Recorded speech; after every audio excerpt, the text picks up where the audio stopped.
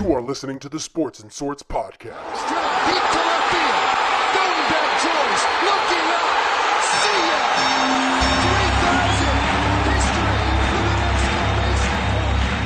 Ladies and gentlemen, welcome to the main event.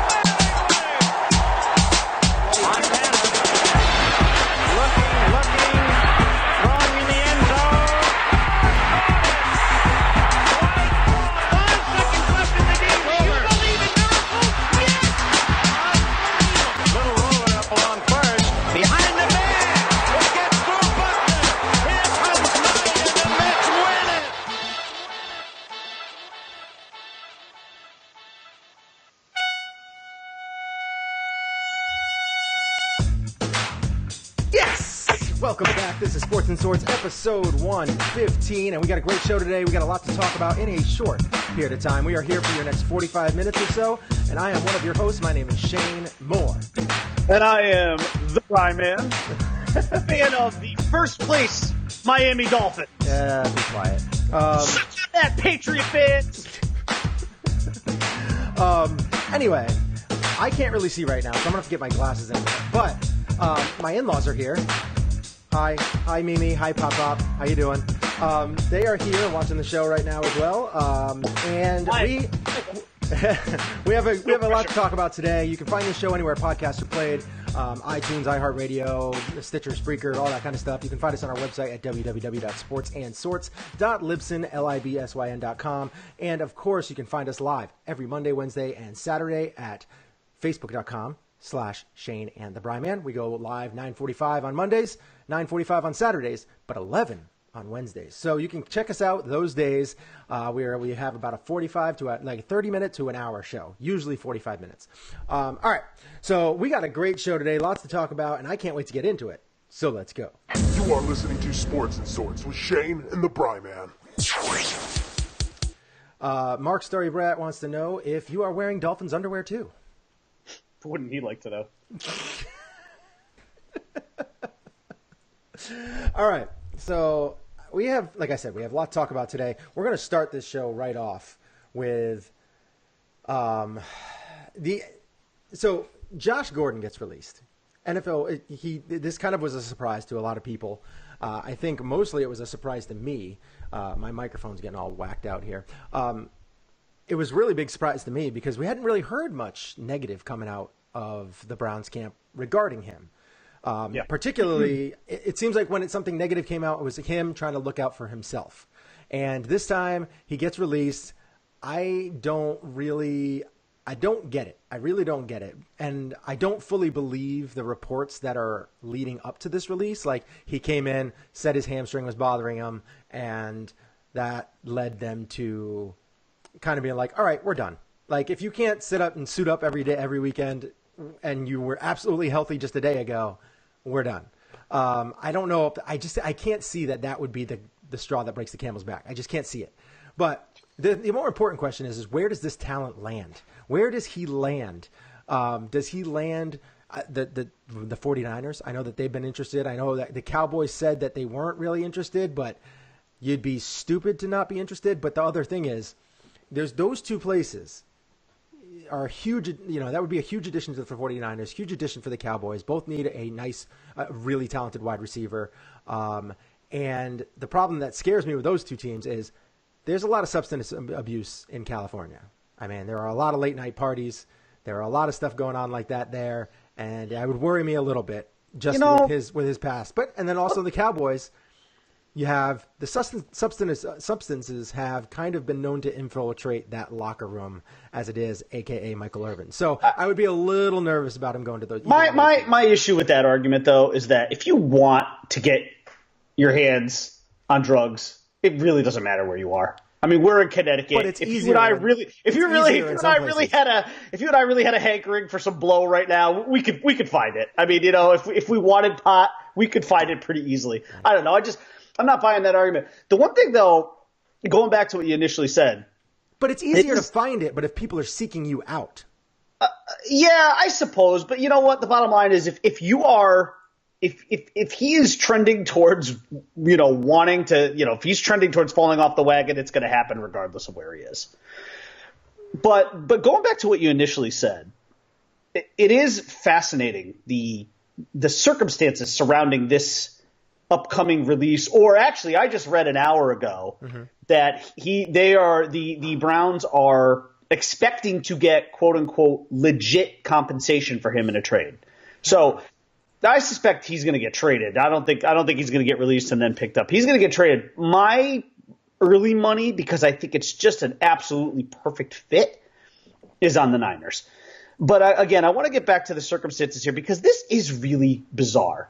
When you consider all that the Browns have invested in this guy in terms of time, patience, resources, support, and then he's late for a couple of practices, and he says, I'm not feeling like myself. And he's so like he Spider-Man'd Mr. Stark, and he's like, oh, I don't feel so good, Mr. Jackson. And then all of a sudden, he's gone? He disappears? I don't know. This is weird. It's a really strange position for the Browns a really strange approach for the Browns to take, considering just how much they've invested in this guy. But look, I mean, I don't know. We'll see. I think he ends up in San Francisco, though. I can literally see him in that uniform. It seems like a perfect fit.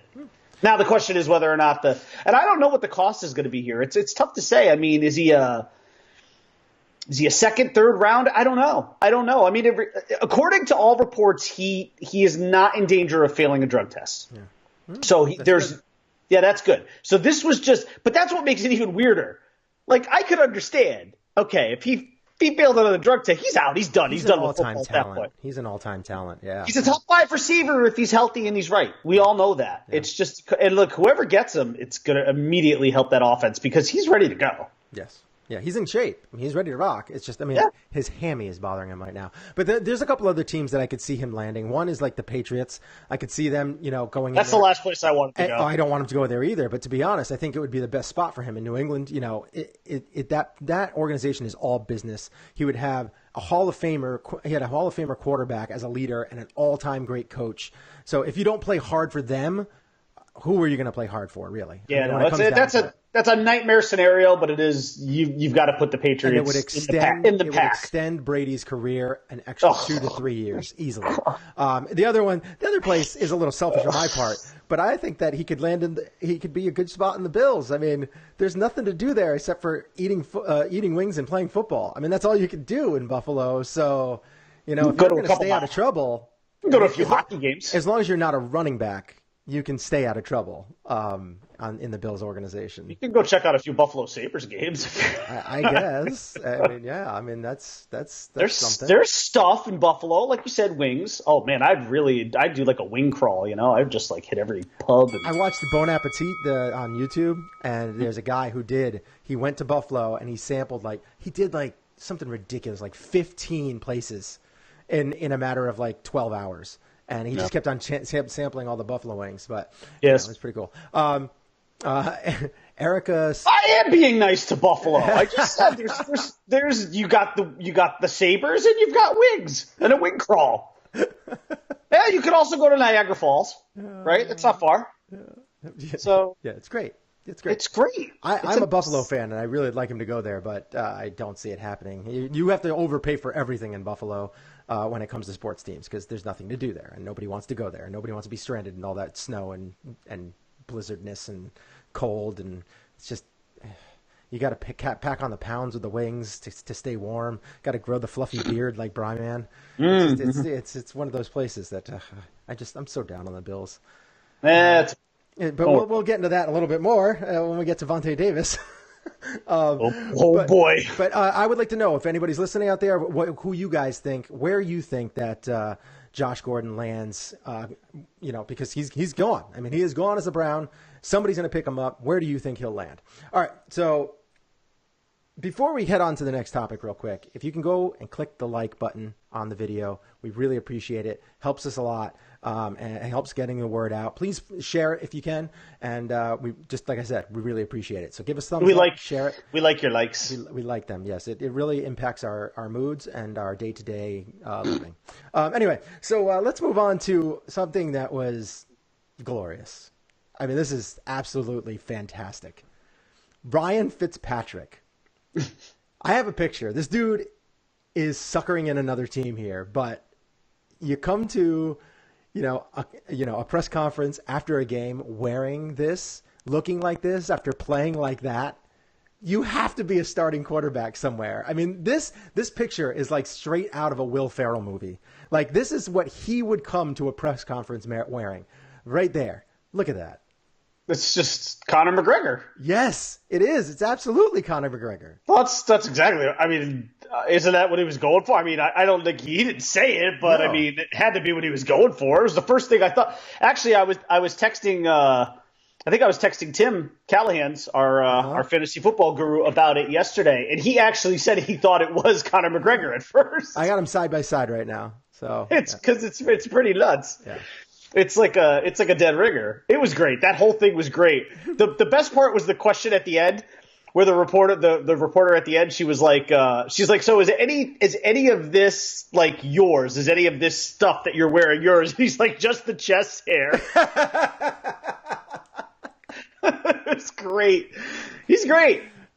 He's great for football, man. He is a character. That's for sure. I mean, at some point the Bucs are going to find out that he's still just an average quarterback, but and they'll put Jameis Winston crab legs and all back in there. But for now, enjoy Fitzmagic while you can. It won't last forever. It's like Christmas. It comes around once a year, So just enjoy it while you can, and get ready for a little more of Jameis Winston and all his crab leg capers. Oh my Lord!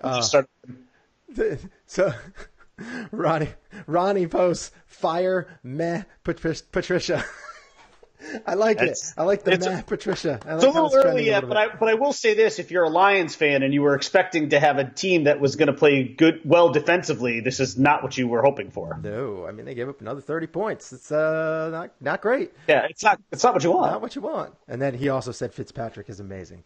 Yes, Fitzmagic has his time, has his moments in the sun for sure. And that press conference is the most glorious. He has to do that every single time. That is fully embracing Florida, and that is just so amazing. I just hope he comes out like that from every time now. He has to have a good game every week, just so we can see him come out in a press conference looking like that. All right, so now let's get into some actual on the field football. We had the Vikings versus the Packers, 29-29. I mean, this game had so many chances to win. There was so many chances, but this game was a really fun game to watch. And you saw Aaron Rodgers make some big throws. You saw Kirk Cousins make some big throws. Even after a wide receiver let him down late in the game, it led to an interception. The kickers, though, they really pooched this one. So even though it was really fun, it was a really fun game to watch, unless you're a fan of kickers, this game was overshadowed by this. This is the second tie we've had in 2 weeks, and I have to say, is it time to give this short-lived rule a funeral? Because is it too easy to tie now? I know our boy Brandon. We've had 2 in a row. 2 weeks in a row. I know our boy Brandon Blaine, aka Darth Vader, aka Blaine. I know he was not happy as a Packers fan. But not only was he unhappy with the tie, but he was probably more upset with the roughing the passer call on the Cousins late in that game. I mean, don't get me wrong. The call was technically correct based on the new rule, but it's an absolutely atrocious rule. I'm sorry, but that was not a roughing the passer. Yep. It was not. He didn't drive him. That was as clean. It was as clean as he didn't pick him up and drive him. I think the reason they called it was because, and I watched the replay a lot. The judge, the ref who made the call, who was, I think, behind and had a good look at it, when Matthews put his shoulder into him, he very quickly grabbed and then let go of Cousins' leg. Yeah. It looked as if he was going to pick him up and drive him, but then you could almost see like Matthews making an adjustment in the middle of the tackle, like, oh no, I need to get my hand off of his leg. They're gonna flag me for this. And I'm sorry, but that's a clean hit. But you know what's going to happen? The Packers they'll file a complaint and nothing will come of it. I mean, it'll get swept under the rug by the NFL. Yeah. They'll say, oh, well, this is the letter of the law, and we're always going to strive to do what we can to improve the play on the field, and blah, blah, blah. It's all garbage. It was such garbage. The one thing I want to say about this game, because I was watching the end of it. This was the law-abiding citizen of games. Great all the way through. Great game. You were so into it, and then the end came, and you were like, "You've got to be kidding." I have a feeling there's going to be a lot of movie analogies in this show. We've already gone there. This one deserves it. That was the law-abiding citizen of football games. Great movie, crappy ending. Yeah. What an absolutely awful ending.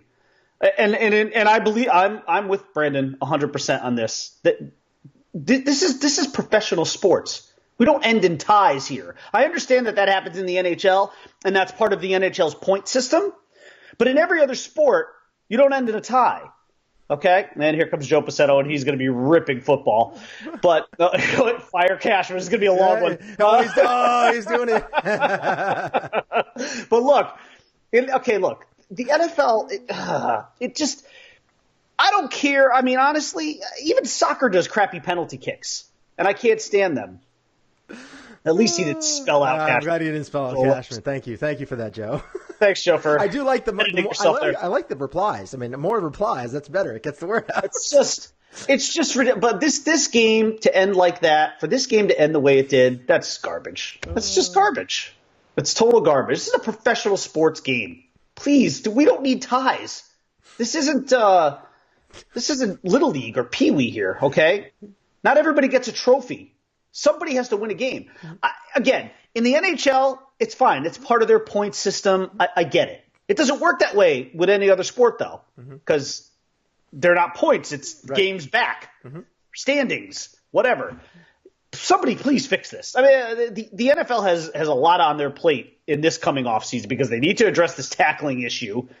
They probably still need to take a look at what is and what is not a catch, and they really need to do something about ties. It's just an atrocity. And I said at the beginning of the year, the NFL was going to be very, very unwatchable this year. It had nothing to do with people kneeling for the national anthem. It has to do with officiating and the rules and just in general, the flow of the game is just, it's so bad. Penalties are just, it wasn't as bad yesterday though. Right. I watched a lot of games. There weren't as many flags thrown, but that one was absolutely unacceptable. And I felt bad for Clay Matthews. I don't know if you saw him post-game interview, but he was like, I don't know what else to do. Yeah. He's like, I'm at a loss here. Like, I don't know what to do. I don't know how to tackle anymore. They should just put flags on the quarterback.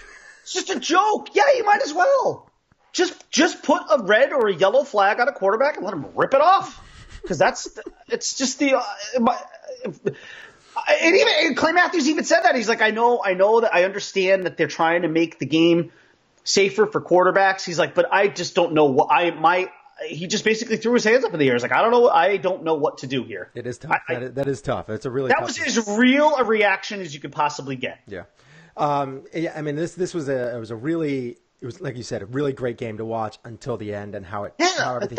But I mean, that game should have been won.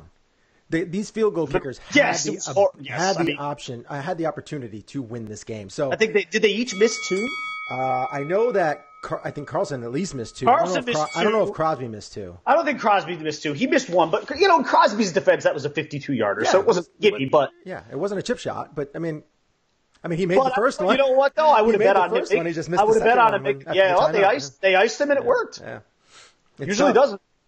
It's tough. I mean, on 52-yarder, I mean, usually they miss the first one. That's the funny thing, is they usually miss the first one and they sink the second one. But this time it just went opposite. So Joe said, text him when you're done. And he also said, Alexa Bliss. He's very happy with Alexa Bliss. She didn't win the title last night, Joe, but that's not really why you two did. Oh, jeez. All right. So after the Vikings Packers, I mean, does anybody that's listening, what do they feel about how the ties have been kind of taking over the season so far. I mean, two in 2 weeks, it's kind of ridiculous. And I know there was a couple last year, 2-3 last year at least. So it'd be interesting what you guys think about that as well. I know that we just kind of want to do away with it, at least do something to help, figure out how to get rid of this tie, because it really does affect a lot of stuff. It's not that hard. Just let them keep playing. You can't let them play forever. But there's got to be more opportunity. I don't know if you want to go to the college system or what, but there's go got to to be the more. college system. There has to be more of an opportunity. I mean, the college system isn't perfect either, but at least it won't end at least the games won't end in a tie. Yeah, it ends. They can end really fun because there's a lot of shootouts and stuff that happens. Yeah, it's kind of fun. All right, so let's move on to something that's.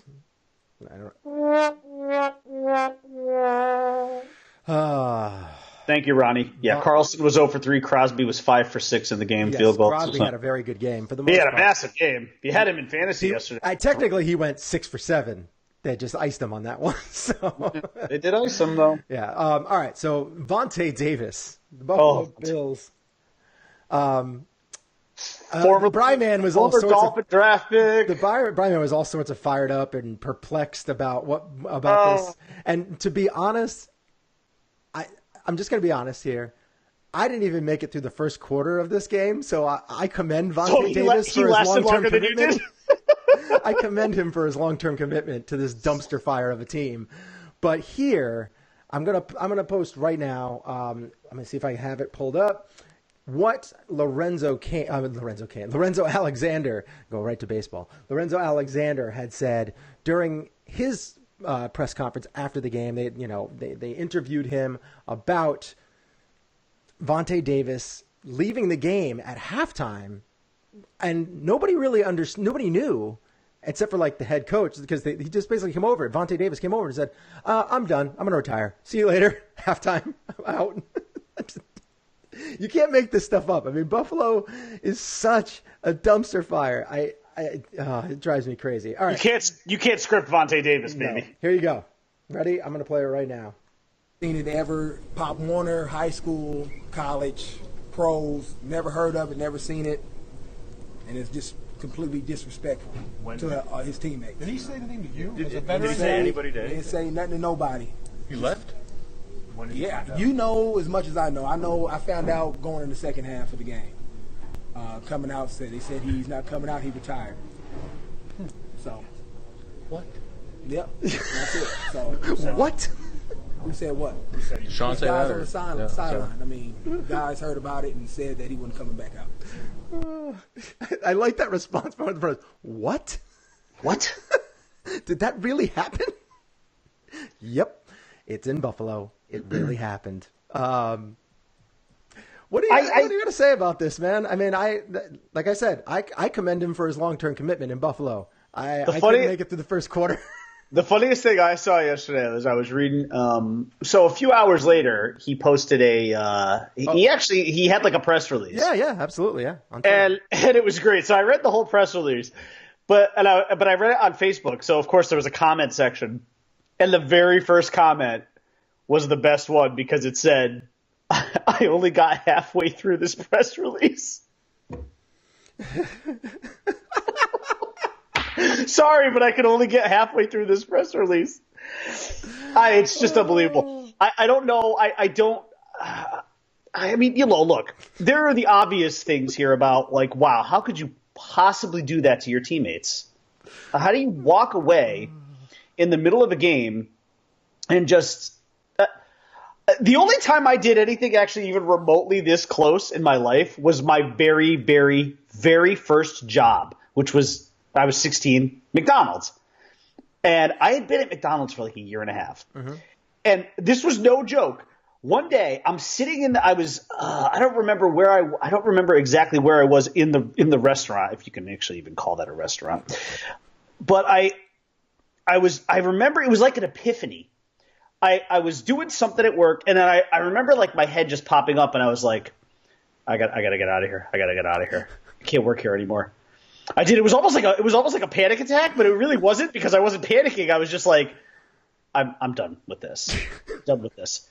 So did I leave a few, McDonald's shift members high and dry for a couple hours? Yeah, I guess I did. But that's not really the same thing as what Vontae Davis did yesterday, leaving his team high and dry in a football game where they're already getting waxed, so I guess it didn't really matter. But, like, I just – that's going to – like, that's his legacy now. And, I mean, I don't think Vontae Davis cares because, I mean, if you've ever heard an interview with Vontae Davis, he's not the kind of guy who's going to really let this, leach into his soul. This is pretty much he's going to get over it if he's not already. But that's his legacy, though. That's the guy who quit at halftime, took off his uniform, left it in the middle of the floor, and he took his ball and went home. I think the greatest thing about all of this is that you compared working at McDonald's to being a Buffalo Bill. Sorry. Whoops. That's no whoops. That's about as true of a statement as you could possibly make. Only right now. I mean, at least at one time, the Bills were at least at Olive Garden or something. It was only like 30 years ago. And at one time they were Tavern on the Green, then they kind of went down to like Olive Garden, and now they're sort of in the McDonald's areas. That's okay. Great.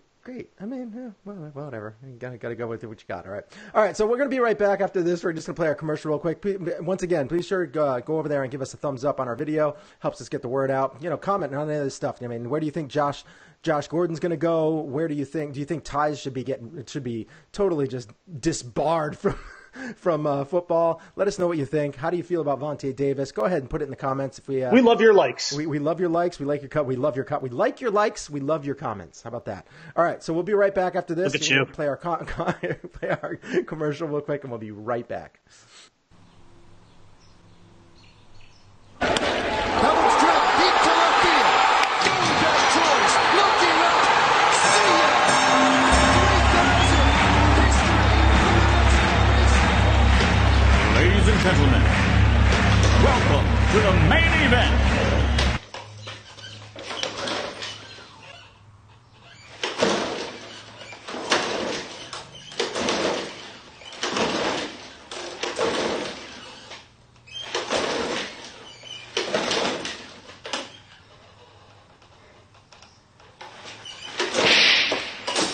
Sports and Sorts with Shane and the Bryman. 75% sports and 25% sorts. All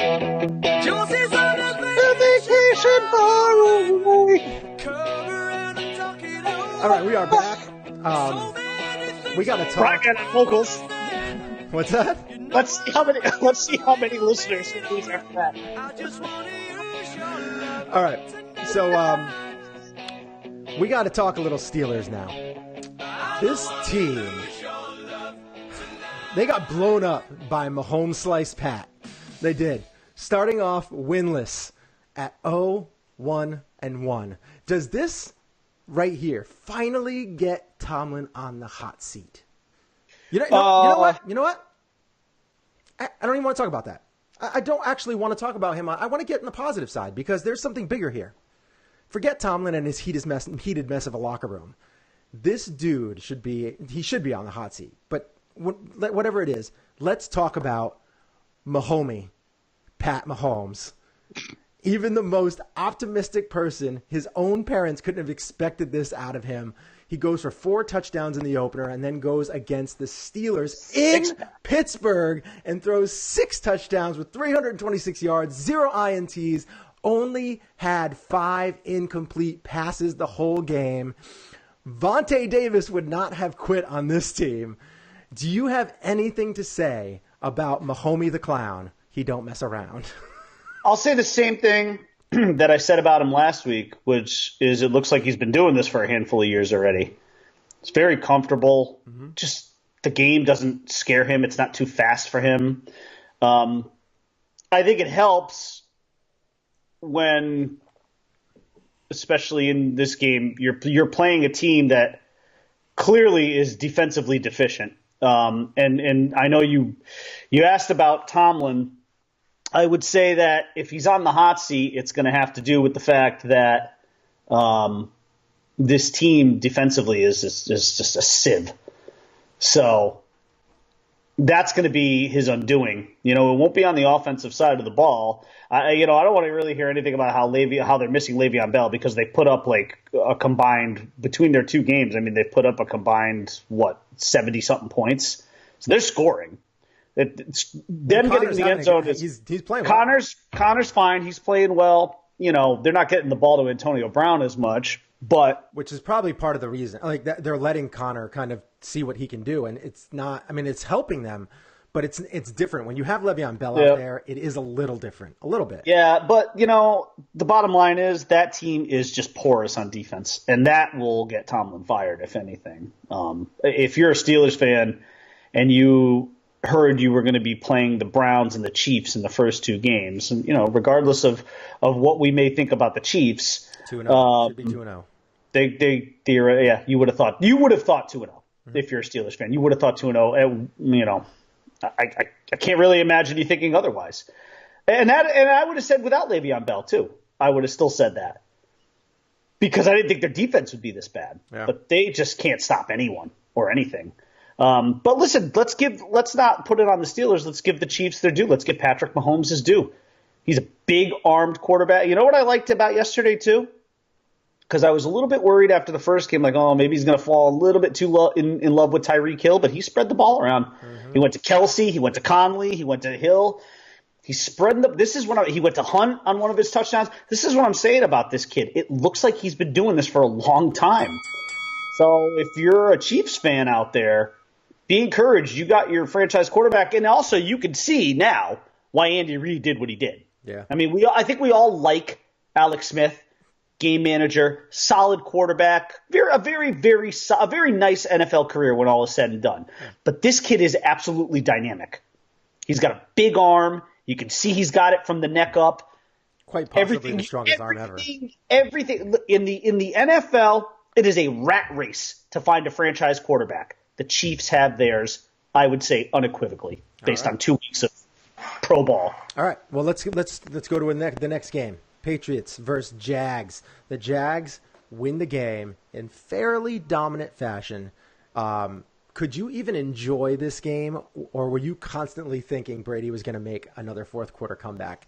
Because I know you and your pessimism about the Patriots, and you always think that they're just going to win because they're the Patriots. It hurts your core. And when it hurts you on the inside, when something like that happens, you just expect that to happen because you expect to feel the pain. Well, but a lot of that's based on experience. It's not necessarily pessimism. Think about – yes, okay, of course there's pessimism involved here, but have the Patriots not won 5 Super Bowls? They have. Mm-hmm. So it's not like that pessimism is coming from a source of, it's not like it's coming from something where it's like, well, wait a minute, what would even lead you to believe that could happen? Well, because I've seen it happen so many times. That outcome is kind of a wash, rinse, repeat outcome. But no, actually, you know what though? Yesterday, no, I actually didn't feel that way watching that game. Maybe it was because I was still kind of a little on the euphoria of the Dolphins winning and being in first place for the first time in a while. And by themselves. Dilly. Dilly. Yeah, that's what I meant to hear. But no, I actually was pretty level-headed during that game. And as I was watching it, I was like, the Patriots cannot play with this team. But not if Blake Bortles is going to play like that. Yeah. See, but that's the – it was funny because – he played like a Pro Bowler yesterday. But isn't it funny because I was texting you guys – I think I texted you and Brandon, and I said the only thing I don't like about this Jags team is Blake Bortles. And right after that, he basically started exploding. So, thanks, champ. So, honestly, maybe I should just text you guys every week when somebody's playing the Patriots and say, "Well, love this team. I just wish this guy was, But studies, 60% of the time it works. Every time. On the fire with the keyboard. Doesn't make sense. It actually does make sense, though. It does. That absolutely it does. Makes sense. That's the weird part, though. You know what? It actually does make sense. Makes sense. Yeah. But But no, I didn't have that sinking feeling watching that game yesterday. I felt like once the Jags got up, I think it was 20-21, or were they up like 21-3? Oh, it was, yeah, they had a big lead. Boy, I wasn't watching the game. I wasn't like, intent watching the game. I was kind of walking in and out watching the game. Honestly, I never felt at all like the Jags were in danger of losing that game. I really didn't. Honestly, I did not. The Dolphins game, I'll tell you otherwise. I was just waiting for the bad to happen during that game, and it didn't. I feel like you probably lose about like 5 pounds during every Dolphins game because you're sitting there like on edge and like shaking and like this is gonna. Well, first of all, pacing. And I'm never sitting. I actually walk. I walk. Pace, I walk around the basement. So because I have the 2 TVs, I've got that TV and then I've got the TV on the other side, and I watch the Dolphins on the other side. And on this TV, I have another game on, and I'm literally just pacing around. Like I don't know. I had like 20,000 steps yesterday. I think. Easily 20,000 or more. Dolphins game. The Dolphins game probably had about 8,000. Yeah. Yeah. All right, so let's shift over after the Patriots. We also have the Giants versus the Cowboys, and there are teams at times that confuse me. The Giants are one of those teams. Sometimes what looks good on paper doesn't actually mesh with your game plan. They have a good head coach, pretty good quarterback, good wide receivers, good tight end, good O-line, good running backs, good D-line, good linebackers, great safety, good corners, etc. But sometimes, just like in the movies, you can have a stacked lineup and it just goes awry. Sometimes in Hollywood, you get a movie 43 with Kate Winslet, Haley Berry, Naomi Watts, Uma Thurman, Chris Pratt, Richard Gere, Emma Stone, Hugh Jackman, who gets stuck wearing a prosthetic testicles around his neck for a role. Sometimes what looks good on paper looks horrible on the big screen, or in this case, with the Giants on the field. So far, the Giants are the movie 43 of the NFL this year. Do you have anything positive to say about what's going on with the Giants? Do you want to say anything positive about the Cowboys this game? This was completely... after watching the Cowboys play their opener, I was like, the Giants are going to destroy this team. They are going to put so many points on this team. Odell Beckham Jr. was kind of like useless. Evan Engram, I mean, he had an okay game. Saquon Barkley has been their stable, their bell cow. I mean, he's been putting up numbers, and he is taking a pounding. That's the answer to your question. The answer to your question is, if there's a positive, yes, it's Saquon Barkley. The negative, though, has got to be this offensive line. They're just not giving Eli Manning any. It's like trying to plug a hole in a tennis racket. And the problem is you put a lot of resources into this line. You spent a second-round pick and Will Hernandez on them, and then you picked up Nate Solder to be tackle from the Patriots, and you expected that problem to go away. And this happens all the time with the Cowboys against the Giants. The Cowboys always figure out a way to get to Eli Manning. They just get to him over and over and over again. And Jason Garrett's on the sidelines laughing his butt off. But see, that's what's really demoralizing for the Giants is that you pumped all these resources and money into that particular unit, and that unit has done anything but flourished. Mm-hmm. I mean, it's just been an absolute disaster. And maybe if you want to say in their defense, maybe it's just going to take a little bit more time for the offensive line to gel. Mm-hmm. But the Giants are in trouble right now because I felt like we talked about this, I think, on Saturday's show. I felt like the Giants had to win that game. They had because I feel like the Giants are more contenders than the Cowboys are, and I felt like there was more pressure on them to win that game, and they really weren't even close in that game. I mean, they were essentially blown out. I know the final score wasn't like complete; it was a 20-13, but it wasn't that close. That game was not that close. It was really it was basically a blowout, and the Cowboys garbage touchdown. Which hurt me too because I was playing him against a guy with Evan Engram, and I was like, "You've got to be kidding me!" I had Evan Engram. I was very happy about that. Sure, you were. I was playing against a guy who had Saquon Barkley, so it really helped me out. Yeah, I helped you offset that a little bit, but like you said, Saquon Barkley's the bright spot for the Giants because other than that, man, there's a lot of problems there. I don't even know. And Olivier Vernon is taking a lot of crap because he can't get on the field and get healthy. Mm-hmm. So that's not helping either. They need him. They need that pass rush. Yes, you lost Jason Pierre-Paul. You need Olivier Vernon on that field ASAP. Yep. All right, so we will be after this. We'll be right back. We're just going to play a little podcast, a little commercial for the Nick and Vince podcast, and we'll be right back after that with a little Monday Night Football.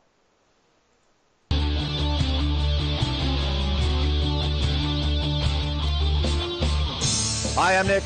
And I'm Vince. And we're from the Nick and Vince podcast, where we talk about arts, movies, comic books, history, science, really anything pop culture related. But we also have... we have occasional guests like podcasters, authors, and comedians. Well, you can find us on iTunes, Stitcher, Google Play, and Podbean. You can also like our Facebook page, Nick and Vince Podcast, and follow us on Twitter at Nick and Vince. And now, back to Sports and Sorts with Shane and the Bry Man.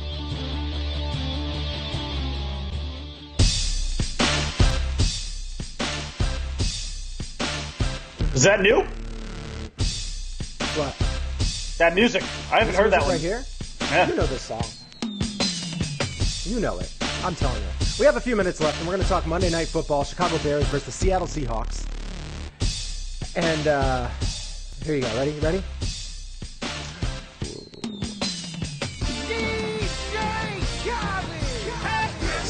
Oh. Sorry. All right, there you go. All right, so Monday Night Football, we have the Chicago Bears versus Seattle Seahawks. This game is actually a game that I'm not really all that interested in, and that is with like the Yankees having an off day. I'll pay attention a little bit through the first half and see if it's an interesting game, but overall, I'm just not really excited about this game. I'm excited to see Russ play for a little bit, but I'm not that excited to see his offensive line, particularly against Khalil Mack, with his skill set on the Bears now. It'll be fun to watch Khalil Mack, but I just don't know if I want to see Khalil Mack versus Russ. And I just have zero trust in a guy who's like not an ambi-turner in Mitch Trubisky. When he starts completing more than 50% of his passes to the left over a few week span, then we can start talking about his Bears and taking them seriously. But as of right now, I have the Seahawks winning this 28-18. This one's tough. I actually, strangely enough, I kind of like the Bears in this game. I think they're going to be a little upset about the way things turned out last week with Rodgers pulling Aaron Rodgers crap and picking them off at the end of that game there. I can't trust Mitch Trubisky. I can't trust him. I just can't do it. I understand, and I can understand that too. And I know the Seahawks lost their first game, but they played better than I thought they would actually play. So they were relatively game in that one. I don't know. I got Bears home opener. Chicago will be pretty fired up. I actually like the Bears in this one. I don't have a lot to go on other than just gut. I feel like, Khalil Mack will disrupt tonight and maybe get in Russ Wilson's face a little bit. He's going to be hard to sack because he is hard to sack, but maybe you can force him into making a couple of bad decisions, throwing the ball down the field. I think they're still without Doug Baldwin, right? So there's a lot of deficiencies on offense for Seattle, and I just feel like the Bears' improvement on defense should help them win this game. It's going to be a close game. I do not think it's going to be high scoring at all. I'm going to go with 20-16. Ooh, Bears. Oh, Bears on this one. All right, we'll see how that goes. I mean, at least we have a little competition here. That's at least something. I had a horrible week. Yeah, with well, picks. we'll get into that when we go next Saturday. We will talk about that and see how those picks transpired. All right, so let's quickly just get into this. I don't know if we're going to have time to talk about the Yankees today.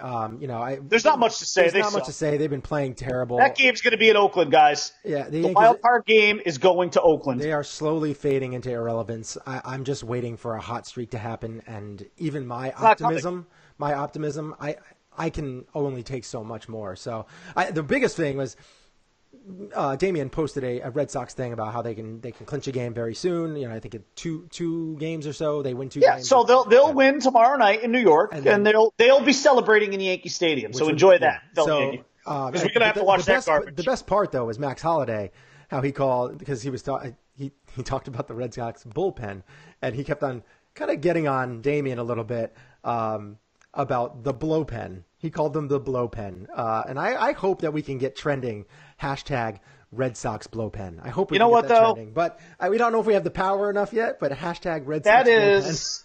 That is just a crappy diversionary tactic by Yankee fans to try and draw attention away from the fact that the Yankees are just white-hot garbage right now. He's an A's fan, though. Well, I mean, whatever. I mean, if you're not a Boston fan, you don't like them. So it's just the same thing as being a Yankee fan. If you're not a Yankee fan, you don't like them. Yeah. So, look, the Yankees are bad. I don't care what anybody says about the Red Sox bullpen. They're nothing's stopping that train. That train's gonna pull right on into the World Series. Yep, absolutely. We're gonna have to live with it. All right, we are gonna get ready to get out of here, but as we're on our way out, the Bry Man wants to give you a little Hell in a Cell recap. Oh, WWE. Man.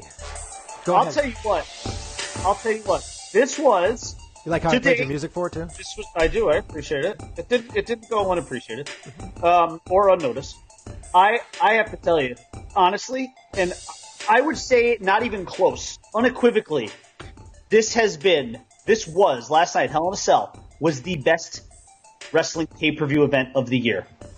Eight matches on the card. All of them were either good to great. The only thing that stunk a little bit was the ending. It was sort of like a law-abiding citizen kind of ending man. to the main event. But every other match was really, really good. Even the matches I actually didn't think I was going to care about, I was invested in because they were just so well executed. I actually give this event, and you will not probably hear this for another wrestling event for the remainder of the year, I give this an A-. Wow. Really strong. There are two things I wished happened. One, I wish Braun Strowman had won the Universal Championship, but I knew it wasn't going to happen because they're going to keep that belt on Roman Reigns for a while. They had a controversial ending with Brock Lesnar running in at the end. Mm-hmm.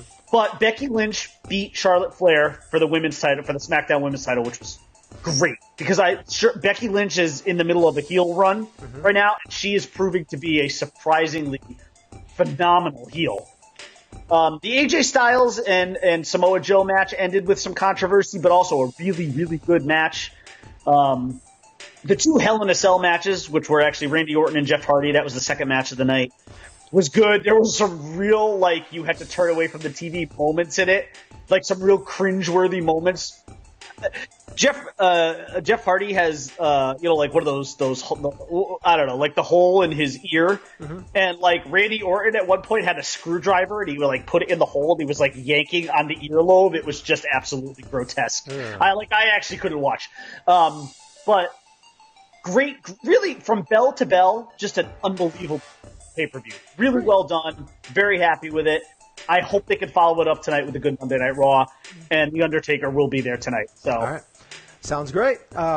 We have hit the end of our show. We have 50 seconds left to say. You can find this podcast anywhere podcasts are played. Stitcher, Spreaker, Sprinkler, Spanker. No, don't go to Spanker. No Spanker. Center www.sportsandsorts.libsyn.com. You can also head on over to facebook.com/Shane and the Bry Man, where we go live every Monday, Wednesday, Saturday. You can find the times there. Twitter @Shane and the Bry Man. You can find me on Twitter @EinhornIsFinkel. You can find me on Twitter @the_Bry_man. And we hope you guys had a good time listening to the show. If you have anything you want to email us, go ahead and email us at shaneandthebryman@gmail.com. And you want any rants or topics or anything like that, post them. We'll try and get them on the show. Other than that, we hope you had a good time listening. And we will see you again on Wednesday for between a 30-minute to 45-minute show. Bye. Stay classy, Planet Club. You can find Sports and Sorts with Shane and the Bry Man on iTunes or www.sportsandsorts.libsyn.com.